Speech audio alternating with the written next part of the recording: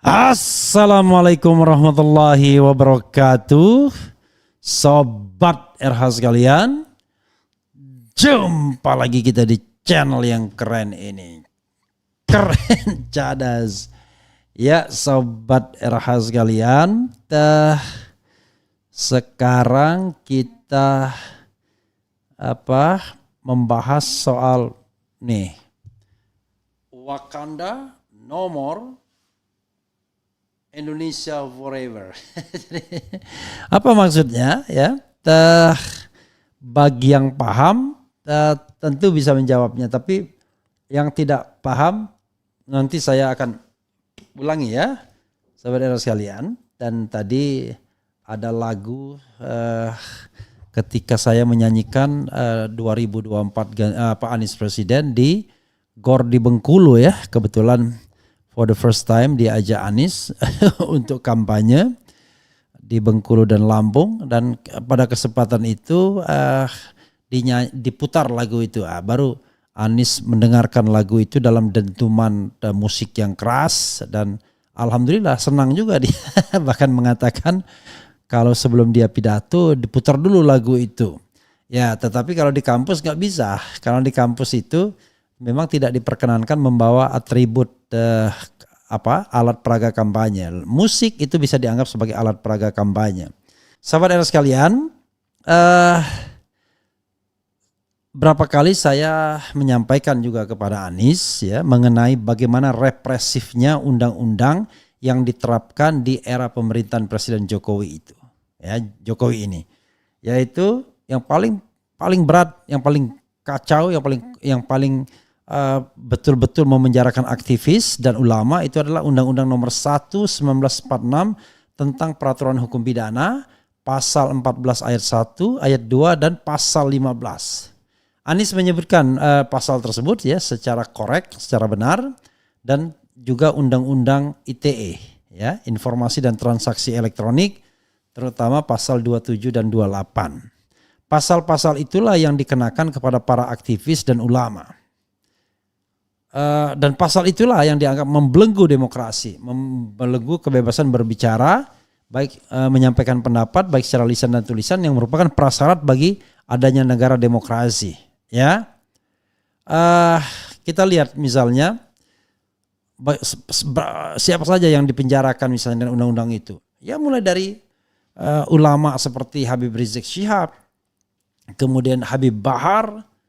Kemudian tentu juga di situ ada Habib Hanif, kemudian juga ada Syahganda Nenggolan, ada Anton Permana, ada Jumhur Hidayat, ada Gus Nur, ada Bambang Tri, ada Edi Mulyadi, kemudian Rocky Gerung ditersangkakan dengan kasus itu dengan Undang-Undang 1 1946, kemudian Haris dan Fathia itu dikenakan Undang-Undang ITE. Jadi korbannya banyak sekali, padahal mereka menyampaikan pendapat, dan pendapat itu adalah suara oposisi. Jadi harusnya pemerintah menghargai, menghormati, melindungi suara oposisi tersebut, karena oposisi adalah bagian sah dari sebuah proses berdemokrasi. Kadang-kadang untuk menghindarkan dari kata-kata atau penggunaan kata-kata yang eksplisit Indonesia, kita mengatakan di negeri Wakanda. Makanya Anies mengatakan kalau dia jadi presiden gak ada lagi namanya simbol-simbol. Negara harus melindungi oposisi, harus berani dikritik, memberikan tempat terhormat kepada oposisi. Tidak boleh lagi mengkriminalkan orang yang berbeda pendapat. Jadi Wakanda No More ini kan simbol kerangkeng sesungguhnya. Kemudian kebebasannya satu-satu ya. Dia mengatakan Indonesia Forever. Jadi kalau Anda misalnya mengkritik pemerintah seharusnya dalam negara demokrasi nggak ada masalah. Pemerintah tidak boleh tersinggung bahkan dengan kritik yang paling keras sekalipun. Termasuk misalnya kritik bajingan tolol misalnya. Tidak boleh, karena seperti kata EF, nanti kita akan putarkan pernyataan EF. Tidak ada yang personal, tidak ada soal pribadi dengan Presiden Jokowi. Ini adalah soal negara, soal bangsa dan soal rakyat. Jadi tidak bisa lagi kemudian dipersonalisasi seolah-olah benci Jokowi, tidak suka Jokowi. No. Jokowi berarti karena dia Presiden Republik Indonesia, baik kepala negara maupun kepala pemerintahan. Nanti setelah tanggal 20 Oktober setelah dilantik presiden yang baru, dia nggak penting lagi. Tentu kalau ada masalah hukum harus dipertanggungjawabkan, tetapi dia tidak penting lagi menjadi pusat kritik. Nanti kita akan kritik presiden baru, insya Allah Anies Baswedan. Jadi kalau tetap ditakdirkan sebagai orang luar pemerintahan, ya kita tetap akan jaga suara kritis masyarakat tersebut. Karena walaupun presidennya sebaik apapun, tetap harus diingatkan. Ya, karena bisa jadi yang terangkut dalam pemerintahan, para pencoleng, para maling dan lain sebagainya. Sehingga pemerintahan manapun tetap harus diperingatkan. Jadi Wakanda no more, Indonesia forever, ya, selamanya Indonesia. Itu maksud Anies Baswedan. Jadi tolong siapapun yang terpilih, Anda jangan memenjarakan orang yang hanya berpendapat. YouTube ini misalnya tidak melakukan kejahatan apapun. Berapa banyak orang yang tercerahkan karena informasi atau analisis dari YouTube ini, media ini. Tetapi begitu terpleset sedikit, maka ada banyak pihak yang ingin, ada beberapa pihak, terutama pihak penguasa yang ingin memenjarakan. Untungnya sekarang koalisi pemerintahan pecah. Coba kalau tidak pecah. Kalau tidak pecah makin kuat untuk memenjarakan orang-orang yang berbeda pendapat. Oke? Dan omongan Rocky itu dibenarkan oleh PDIP sekarang dengan mencabut laporan terhadap Rocky Gerung. Oke? Sobat RH sekalian, terlepas dari kelebihan dan kekurangan, kita ini memilih presiden terutama. Makanya di Amerika Serikat selalu disebut presidential election. Wakil presiden penting ya. In case presiden kemudian berhalangan baik sementara maupun tetap. Tetapi tetap yang kita cari adalah presidennya. Walaupun kita tidak boleh juga menyepelekan wakil presiden.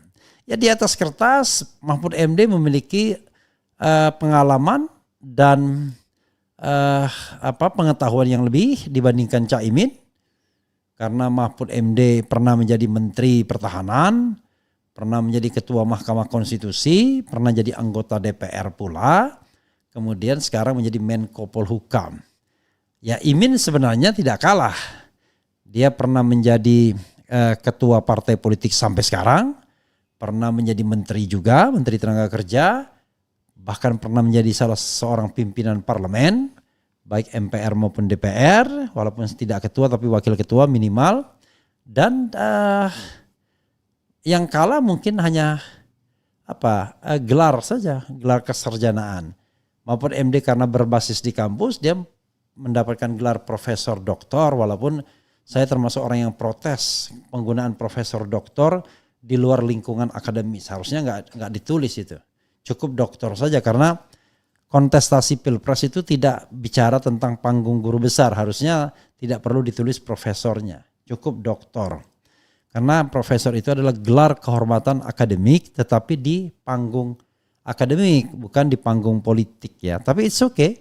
Artinya dia memiliki pendidikan yang lebih baik. Kalau Gibran, ya dipermasalahkan pendidikannya.